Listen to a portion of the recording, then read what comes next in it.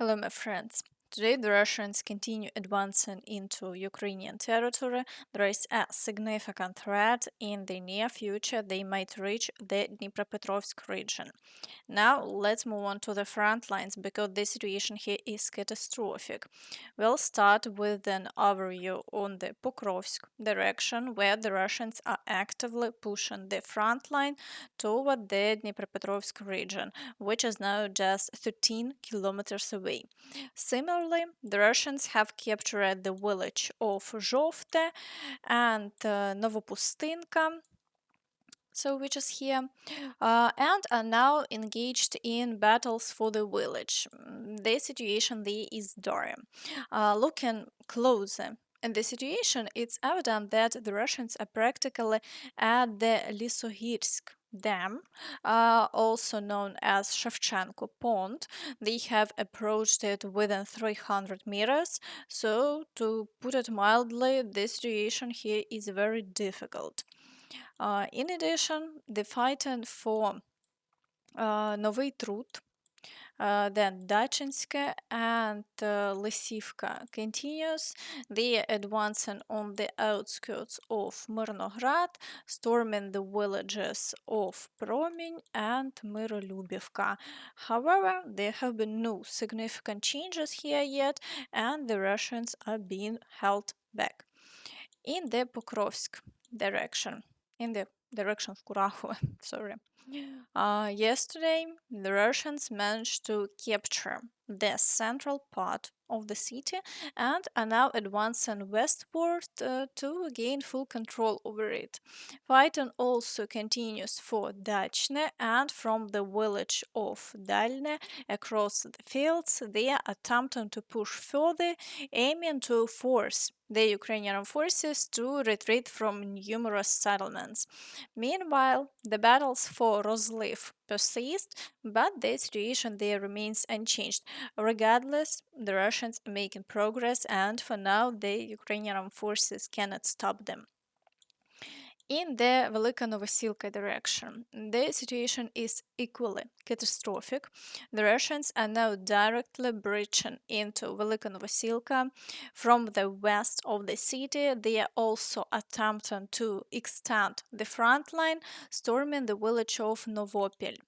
It's important to know that the outermost front line in this area is the closest to the Dnipropetrovsk region, 5 kilometers and 700 meters away.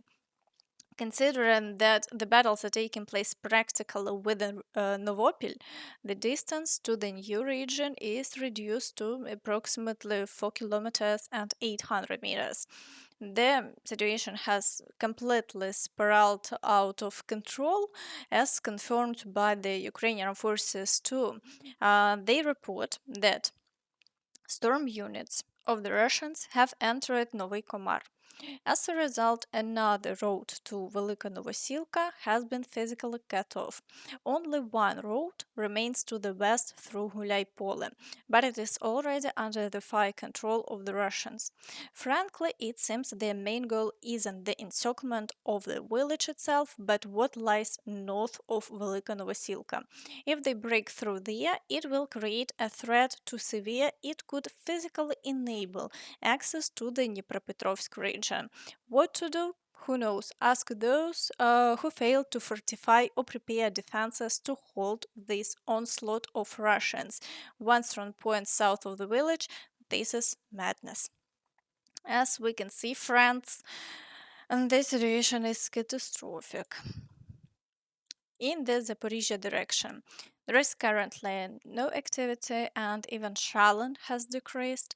This makes it quite suspicious when officials claim that a major escalation will soon begin in this area. However, it's unclear why there is no ongoing artillery preparation. Perhaps the Russians aim to create a maximum surprise effort and intend to conduct intensive artillery preparation just a day before launching a large-scale offensive actions immediately followed by assaults. In any case, The Ukrainian forces are already aware of the planned action, so achieving surprise is unlikely. Preparations for a Russian offensive on Zaporizhzhia are reportedly underway, and evacuation routes from the city have already been established. In the Kherson direction, the situation remains stable. The Russians attempt to break through to the islands, but the Ukrainian forces repel these efforts, keeping the front line unchanged. Now let's move on to the Toretsk direction, where the Russians are also trying to fully capture Toretsk. The situation there is indeed extremely difficult. However, for now, the Ukrainian forces are managing to hold the defense, and there have been no changes over the past day. Similarly, battles continue on the outskirts of Shcherbinivka, but the Russians have been unable to make progress here for a considerable time. In the Chasiv Yar direction, battles for the city also persist. The Russians are attempting to advance toward Kostiantynivka, assaulting Stupochki and Pretechine. They understand that if they succeed in approaching to Konstantinivka, and the attention will shift to this sector of the front, making it easier for them to capture Chasiv Yar. This is especially concerning given that half of Chasiv Yar is already under their control. Nevertheless, the Ukrainian forces fully aware of the dangers in this area and are doing everything possible to maintain the defense. As a result, there have been no changes here in the past day either.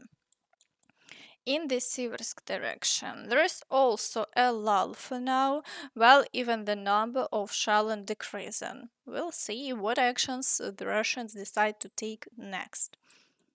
In the Kreminna direction, intense battles continue for Zaporizhzhia. The Russians aim to break through here to advance toward Liman.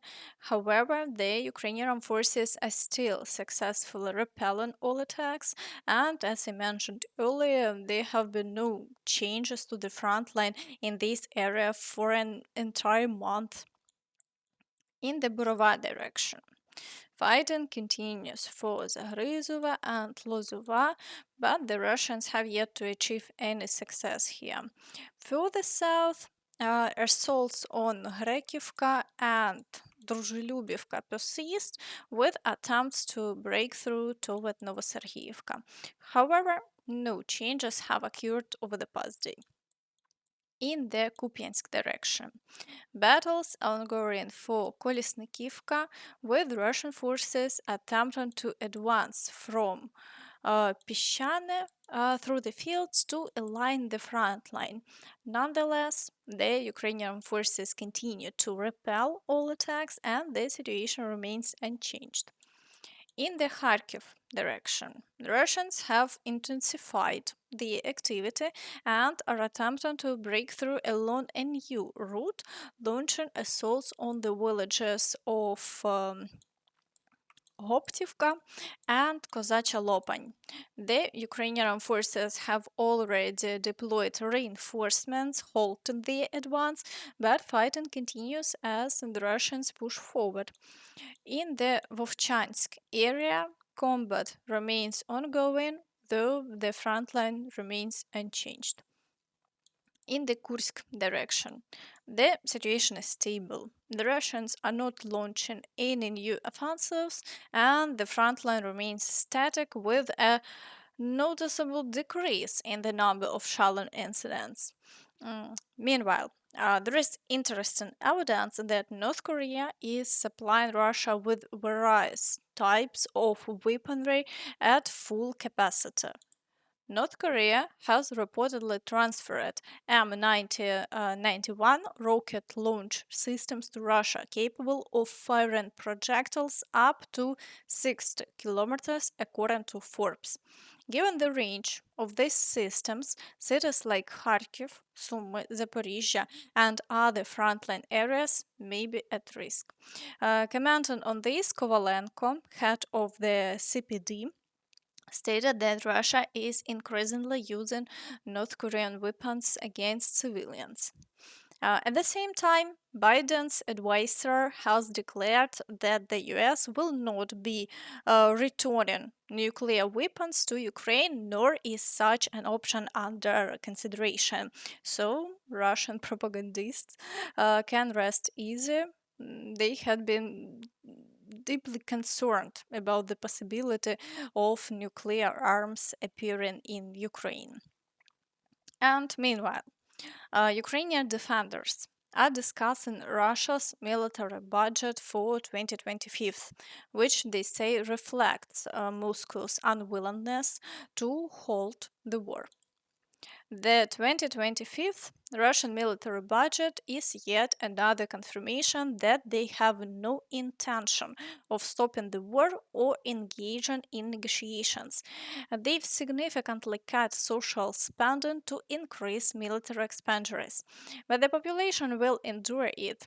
However, the economy may not withstand the inevitable challenges.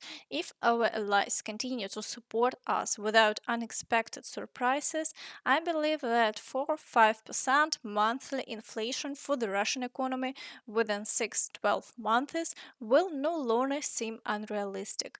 For those comparing defense budgets between us and the Russians, keep in mind that our defense spending directly depends on how much money flows into the economy throughout the year.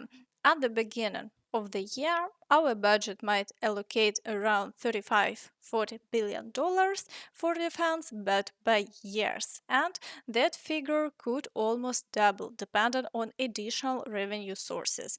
Our budget is merely a framework that adjusts as new resources become available. What are your thoughts on this? Be sure to share your thoughts in the comments. And that's all from me. So please don't forget to like this video, subscribe to the channel, and hit the notification bell to stay updated on all the latest news. Thank you for watching and see you next time. Bye bye.